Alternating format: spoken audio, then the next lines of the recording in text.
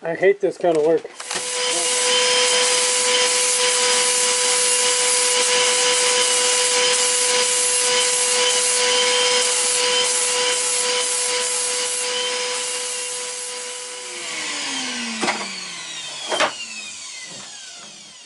And there's not much more you can do,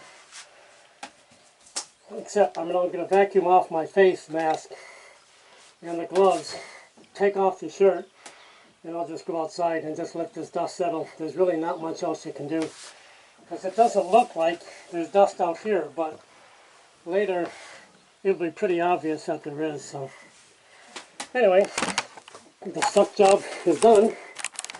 I can see the dust in the air. See that? Just nothing you can do. But I'm going to mix up, after that's cleaned out, all the dust is gone. I'm going to wipe that with acetone and put just a couple of 3 or 4 layers of cloth fiberglass across all those openings. And that'll seal it from the outside. And then later, when I get to the boat yard, then the fiberglass guys can just go to town on the outside and make all the fucking mess they want. But we'll be done making mess on the inside. That's the key.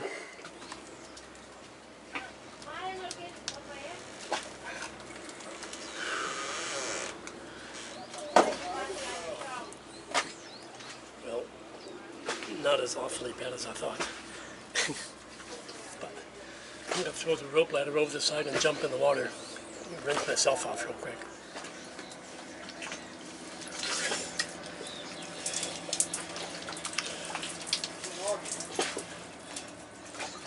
So I've just taken a rinse off in the river, got out of the water in the nick of time because somebody actually had visually sighted a crocodile, which I hadn't heard of here yet. I knew crocodiles would be in freshwater bodies like rivers, but I hadn't heard of any actually being here.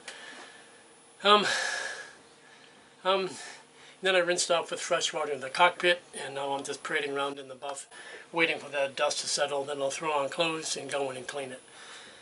And that's just, typical day, right? When you're trying to prepare for boatyard work, it's better to get this done before I go into the boatyard. I guarantee you that much. But my name is Russ. This is Sailing Vessel Tautog. Our location is still Rio Dulce in Guatemala. And I thank you for watching. If you're a new viewer, I thank you for checking out the channel. And if you're one of my stalwarts, I appreciate that too. The boatyard, okay? So I don't have the computer on right now, but we're going to spend this episode talking about the work that we're going to do in the boatyard. And the work I just did this morning is part of that. It's one of the preparatory jobs. So let's get started. Job number 1 is, of course, the sheaves at the top of the mast, the pulleys that don't rotate. I'm not working that. Not yet. That's is going to be farmed out to someone who's a professional rigger, a woman named Chloe, and I don't know her husband's name. They're up at Cayo Camado, where Texas Mike's is. I spent 2 nights there before, and I should have gone over and talked to her then about the problem, because I knew about the problem then. But Chloe has agreed to do the work in the November time frame, and so that work is going to get pushed out after my boatyard. I'm not going to try to do that work while I'm in the boatyard. I didn't really want to pick the mast and do all that. We'll just see what happens. And it's possible, maybe she gets sick, maybe someone, you don't know. It's very possible that if you defer the work, it never gets done for some reason that we don't control. So that's job number 1, but I'm not going to do it yet. And job number 2 is the normal haul out work. Whenever you haul a boat out, it's been about 15 months since I've hauled out. Well, at least by the time it gets to be October, it will be. And that means I'm going to have them sand off the bottom paint, and I'm going to pay the yard to do the sanding work because I just hate doing it.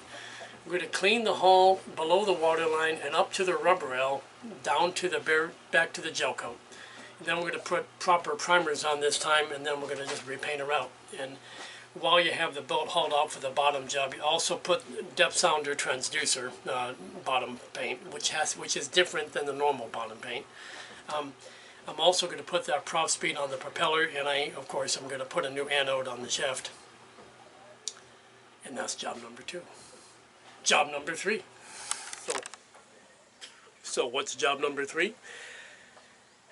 The Seacock valve for the engine saltwater cooling, the raw water cooling. The boat is saltwater cooled, but the engine has freshwater cooling. And there's a heat exchanger, which is over there on the bulkhead, but that's not important now. The salt water comes through the black hose coming in the bottom, and it goes to a strainer, and then it goes from the strainer to the raw water pump, and then it goes in and does its heat exchanger thing. However, the weak link in this mess, and this is very difficult to show you. God damn. Okay, and now of course I can't get my hand in there to point. Okay, so that's the valve itself. Okay, and the handle is on the outboard side. You can see it pointed up. That's in the open position, even though I could close it now because I'm in a marina.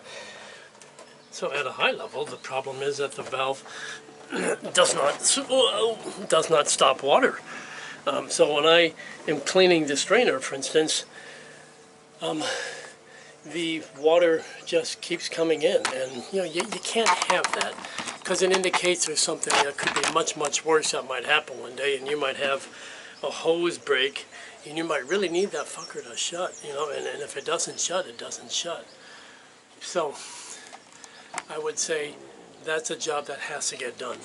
And to that end, I bought the new valve is a Maryland valve, which I'll show you here, and it's plastic. You think, oh my God, you replace a bronze valve with plastic? Well, yes I am, and we'll just have to see if that was a dumb idea or not. Maryland's valves are supposed to be the cat's meow or the dog's bollocks or whatever you want to call it. That's an English thing I heard recently. Dog's bollocks, that is. So the valve is going to get replaced, and I've already committed myself to the Maryland valve because I've already bought the damn thing. You couldn't buy it down here anyway, so that's the kind of parts you have to bring with you when you come to the Rio. So I knew I was going to do this job. Question is, do I want to put it in the same spot? That's a very difficult place to work, and I've got all this open space here. And I'm planning to put it at the same distance from the keel, right about there, right where my finger's pointing, where that cable tie is, and right where the Made in USA mark is. That's where the valve is going to go. Maybe a little bit outboard of that. Okay, one of my miscellaneous jobs is to rebed these valves while I'm hauled out. I don't want to fuck with these while I'm in the water, but you can see that's a piece of plywood. It looks like it's made of some kind of fabric, but it's plywood, and it's just absolutely decomposing. I don't want to try to take the valves out and replace them. I don't, because I don't have spare parts for that, and that would be very expensive to buy these big 2-inchers. But I also don't want to fuck with them too much while I'm sitting in the water. You know what I mean? Jelly bean. Another elective job I'm doing is upgrading cockpit drains. Now, if you remember a previous episode, quite some time ago, a number of you had said, look, if it's not broken, don't fix it, regarding my cockpit drains. But I am going to do some fixing, because some of the hoses are old and need to be replaced. Now, I'm going to show you the upper cockpit drain. It's right there. All the water that hits the top of the deck, all the rainwater, rolls down here like a waterfall and goes down these drains. And it should just go directly out of the boat. And that's what should happen. But it doesn't. The way they have this set up, and I don't know if this is the original design, we just will never know. It comes out of that drain, and it comes into this hose, and it heads aft all the way back there. Hard to see, and it goes all the way aft, and it makes a loop seal, and it joins this one. This is the one from the port side, and where they join together back there, it's kind of hard to see, but you can see it. There's a wide connection at the back, and that fitting is above the waterline. Above the waterline. So old Russ here got thinking, my number one problem with cockpit drains is not those guys. I'm just going to route those directly overboard with the scupper.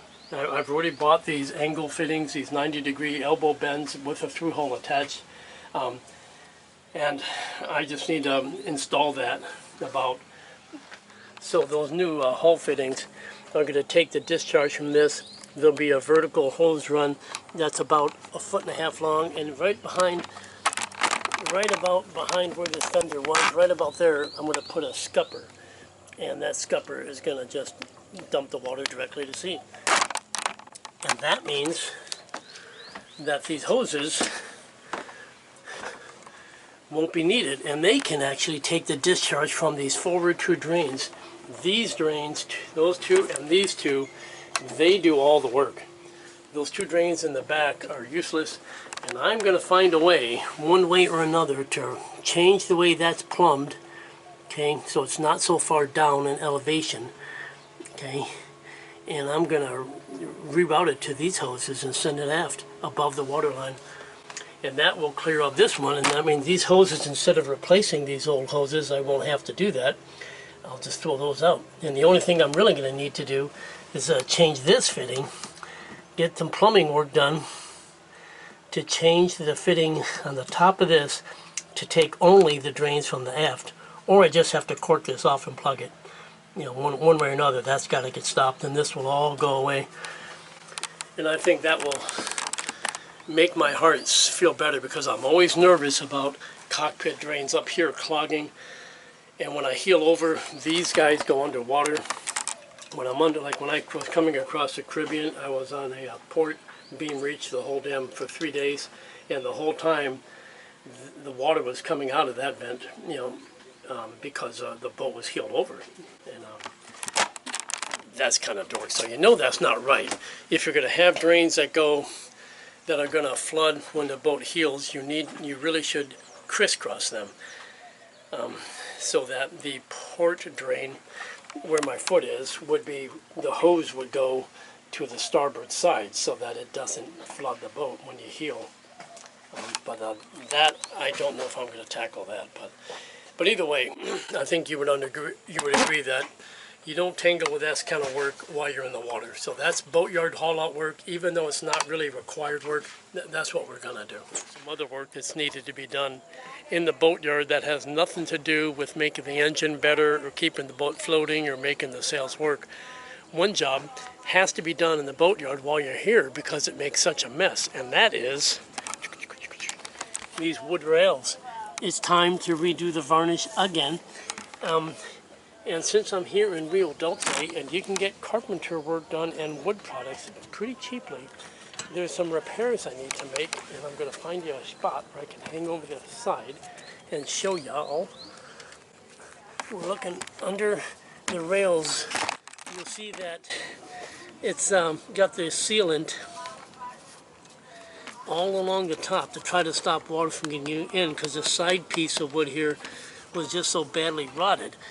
So once I get hauled out, I'm going to get with a young carpenter type and get them to go get the pieces of teak that we need. And I'm not even sure that it's teak, but it could be mahogany, any kind of wood that isn't rotted out, and replace as needed all along the sides of the boat, and then scrape like hell and have it ready for finishing.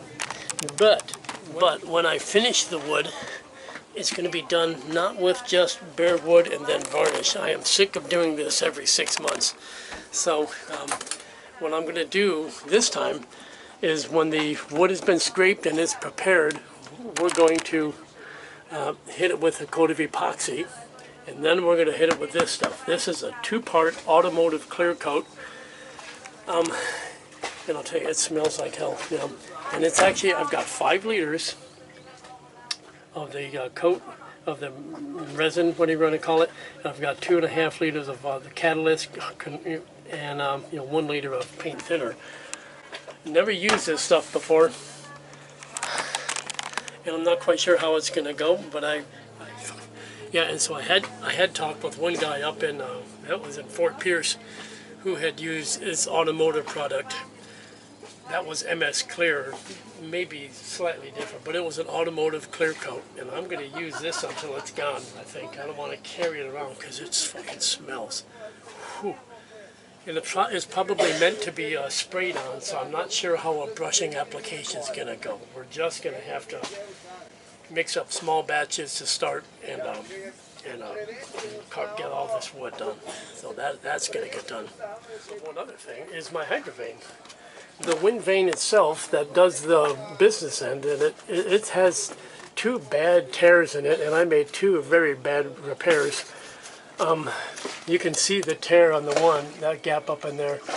Well, that's going to get replaced, and I'm going to have that made locally. In fact, probably this week there's a woman named Jessica who can do the work. She's right over there in the city near the pizza place, coincidentally. So we're going to try to get that work done. And I'm going to replace it with this stuff. I bought this orange parachute fabric stuff that I found online. It costs over $100 if you want to buy that red sock from Hydrovane, but if you buy this, you can get it for less than $3, and it's just the same kind of parachute rip stop type fabric. It should be better because that stuff, once a rip starts, it was ripping like crazy. So yeah, so remember the last episode I showed you the 2 little tears in the staysail? That's got to get fixed as well. Okay, and again, we're covering these last for a reason. But getting this Hydrovane replaced, the fabric replaced with this, and getting the sail replaced, I have this clear plasticky you peel off the paper and you just apply the plastic. Now that is one method of repairing sails, and I also have proper sail tape, sail repair tape, which I'm going to use as well. I think I'll do the tape first, then the adhesive stuff, and if I can find somebody who has scrap fabric, 8-ounce fabric, and just stitch the living shit out of it and then put patches over it, then I'll do that too, of course. So we finished with the Hydrovane paddle, air paddle, the vane itself, and we also finished with 2 little tears in my staysail, which have to be repaired. And I ended there for a reason, because what's the point of all this? The whole point is to get us moving and get us underway and going someplace. If I was going to just sit here in the Rio Dulce for the rest of my life and never sail, then I would not have to make any of these repairs. The bottom could just load up with junk and you don't have to fix anything, and you can let your boat just kind of go to seed. But if you're going to take the boat and sell it out on the water, you need to make sure that she's safe for sea. I'll point out that I just now have a whisker pole, but it's only 12 feet long, so that's another project we'll get to next episode. And I still don't have a life raft. And do I need one? I don't know. So that's a separate discussion for next episode. With the object being, let's focus on not so much the details of the jobs. I mean, we'll get this stuff done in the next couple of months. So over the next few weeks, I'll be keeping you up to date on these preparations for the boatyard. Also the modifications I'm going to make to my whisker pole, and if I can find another one locally, I'll do that. A bigger one. I like to get at least 18 foot long. And life raft, I'm open to opinions, guys. I'm not passionate about it. I should have one, I know that. And I probably should review what's in my ditch bag and just my readiness for ditching the boat, just in case the big one should happen. It's very easy to get complacent in these matters because you figure it's never happened, it's probably not going to happen, and you don't prepare well. So I need to do a little kind of inspections of my own boat. Am I ready for flooding? Am I ready for big problems? And that kind of thing. But for now, I'm going to get to work with this video and get it issued. And the next thing I'm going to do is we'll do a little navigation prep, looking at voyage planning and passage making and where we're going to go next. Because that's where my mind really is. It's like in 3 short months, maybe 4 months, I'm going to be gone from the Rio, and I'll be out on the Caribbean Sea somewhere. And I don't want to get myself in trouble. I want to have a pleasant sail and good passages to wherever the hell I'm going. And we'll talk all about that next episode. So with that, have a great day. Thanks for watching. Have a good one, guys. Take care. Bye-bye.